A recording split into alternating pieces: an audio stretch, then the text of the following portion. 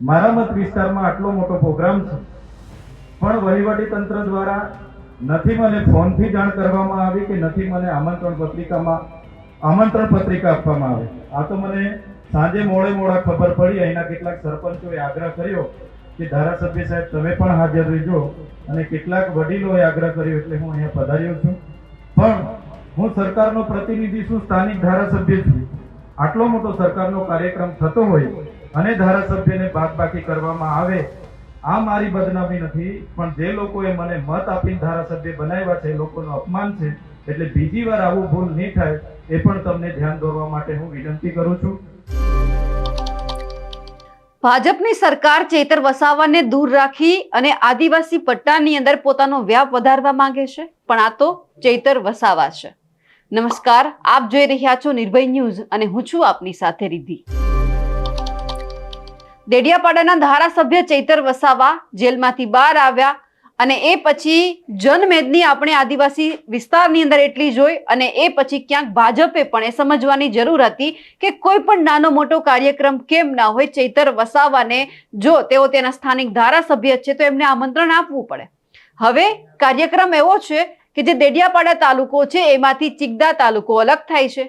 હવે જ્યારે ચિગદા તાલુકો આજથી એમનું અમલીકરણ શરૂ થયું છે, અમલમાં આવ્યો છે, એટલે કાર્યક્રમ હતો. એમાં તમામ જે ભાજપના મંત્રીઓ હોય, નેતાઓ હોય, સાંસદ હોય, પછી અધિકારીઓ હોય, આ બધા જ લોકો હાજર હતા. ચૈતર વસાવા પણ ત્યાં હાજર હતા અને આ કાર્યક્રમની અંદર આપણને ચૈતર વસાવા પણ દેખાયા.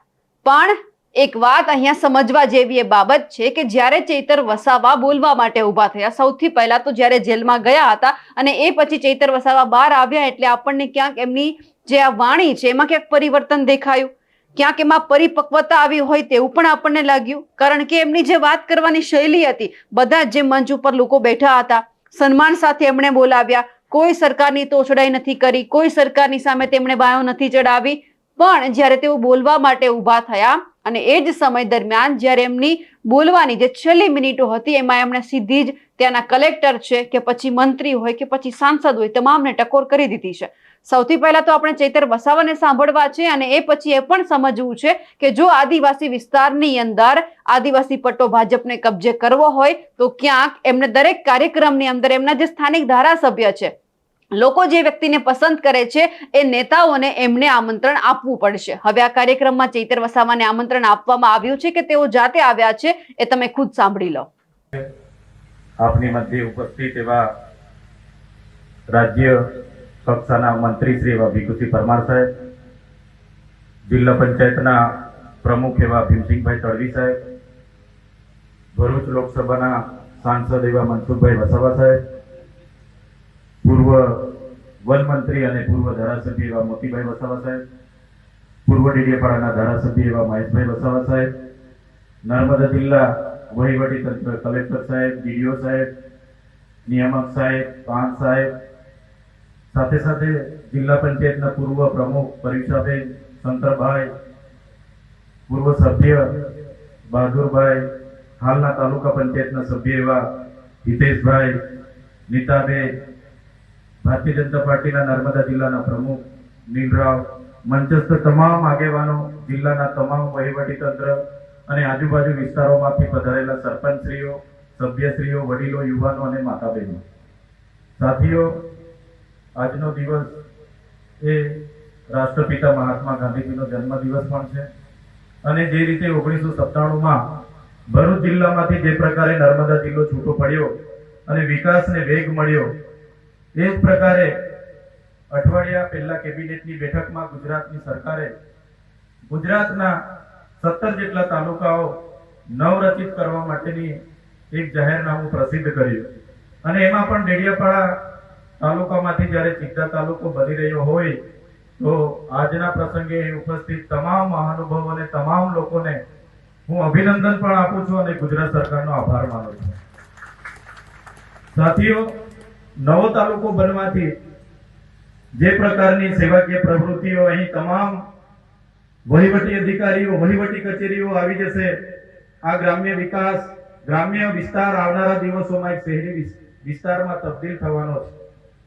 હજારો લોકોને પોતાની રોજિંદી સેવાકીય પ્રવૃત્તિનો અહીંયા લાભ મળવાનો છે.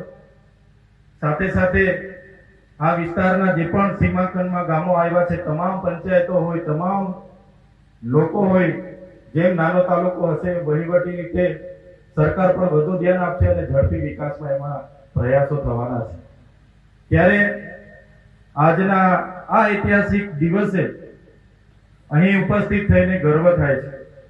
ત્યારે વધારે વિશેષ નથી કહેતા, પરંતુ આ વિસ્તારમાં જે પણ ગામો સમાવેશ થયા છે, એક બે પંચાયતના થોડા ગામોની રજૂઆતો છે, એ પણ આવનારા દિવસોમાં સરકારની ધ્યાને મૂકીશું.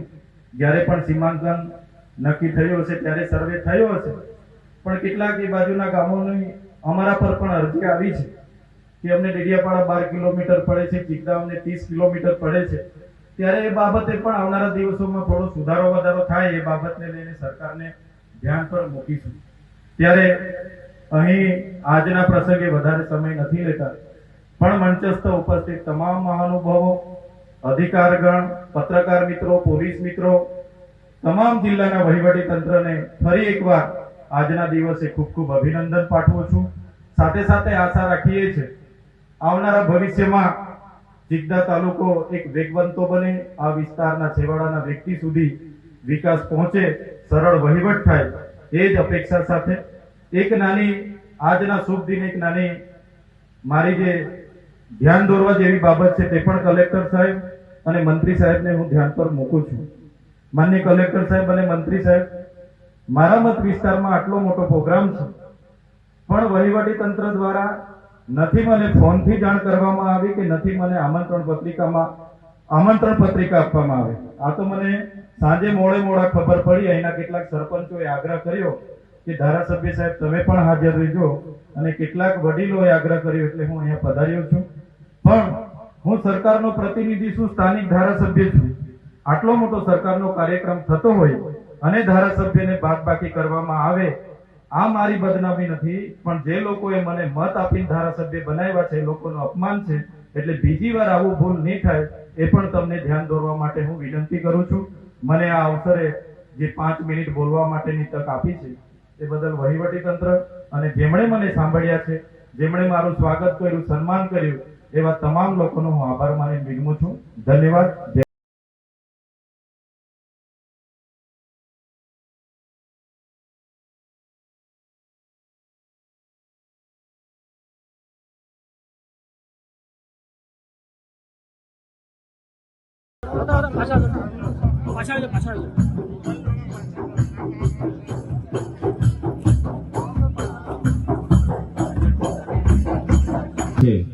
અહીંની ગ્રામ પંચાયતના સરપંચ શ્રીમતી લતાબેન મહેન્દ્રભાઈ છોડ આપી અને સાહેબશ્રીનું પણ સ્વાગત કરશે. જોરદાર તાળીઓથી વધાવી લઈએ. શ્રી એસ નેતાગણ, આપ પણ આપનું સ્થાન લઈ લેશો એવી નમ્ર વિનંતી.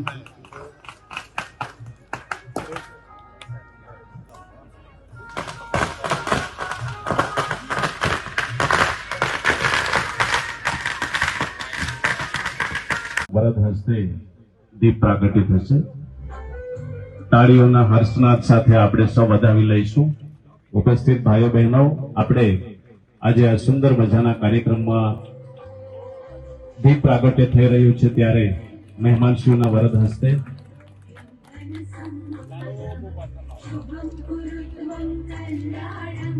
આપણો આજનો આ કાર્યક્રમ શાંતિથી સંપન્ન થાય એ માટે સૌ પ્રભુને પ્રાર્થના કરીએ. મહેમાનશ્રીઓના વરદ હસ્તે દીપ પ્રાગટ્ય થઈ રહ્યું છે.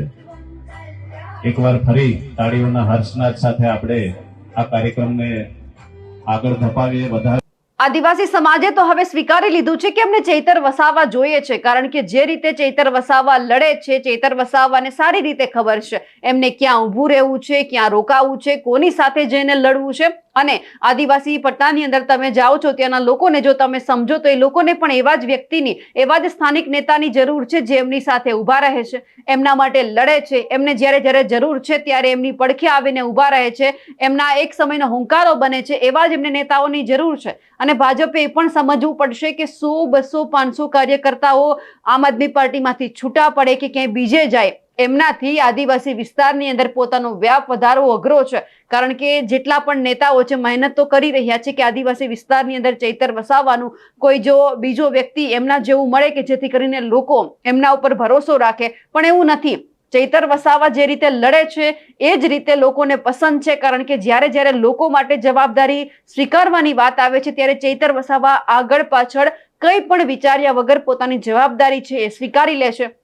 હવે જે આ કાર્યક્રમ હતો એમાં તમે ચૈતર વસાવાને સાંભળ્યા. આમ તેમણે સરકારની ખૂબ સારી વાહવાહી કરી છે. કારણ કે સ્વાભાવિક છે કે ચૈતર વસાવાને પણ ખબર છે કે જો આખો દેડિયાપાડા મોટો તાલુકો હોય તો પોતાના જે છેવાડાના ગામડાના લોકો વસે છે એમને પોતાનું જે દેડિયાપાડાનું વડું મથક હોય ત્યાં કોઈ કામ માટે આવવું પડતું હોય તો લોકોને પણ મુસીબત પડતી હોય. જેથી કરીને જો બે પાર્ટ પડે એટલે કે ચિકદા તાલુકો અલગ થાય તો એમની આજુબાજુના જે વિસ્તારો છે એ લોકોને પણ નવી રોજગારી મળે, ત્યાં પણ નવા વિકાસના કામ થાય. એટલે ચૈતર વસાવા સારી રીતે જાણે છે કે સરકારે જે કામગીરી કરી તે પણ સારી બાબત છે. પણ ચૈતર વસાવા અહીંયા સ્ટેજ ઉપર જ્યારે મંચ ઉપર બોલવા માટે ઉભા થયા ત્યારે કલેક્ટર હોય કે મંત્રી હોય એમને બધાને કહી દીધું છે કે આદિવાસી સમાજના લોકો છે મારી સાથે છે. તમે ભલે મને આમંત્રણ ન આપ્યું પણ અહીંના જેટલા પણ ગામના સરપંચ છે એમણે મને આગ્રહ કર્યો તમે આવો, કારણ કે તમારી ફરજ આવે છે સ્થાનિક ધારાસભ્યને બોલાવવાની. એટલે ચૈતર વસાવાએ તમામ જે ભાજપના નેતાઓ છે એમને ખુલીને કહી દીધું છે કે તમે ભલે મારા ઉપર ભરોસો ન રાખો પરંતુ મારી જનતા મારી સાથે છે અને મારે બસ એટલું જ જોઈએ છે.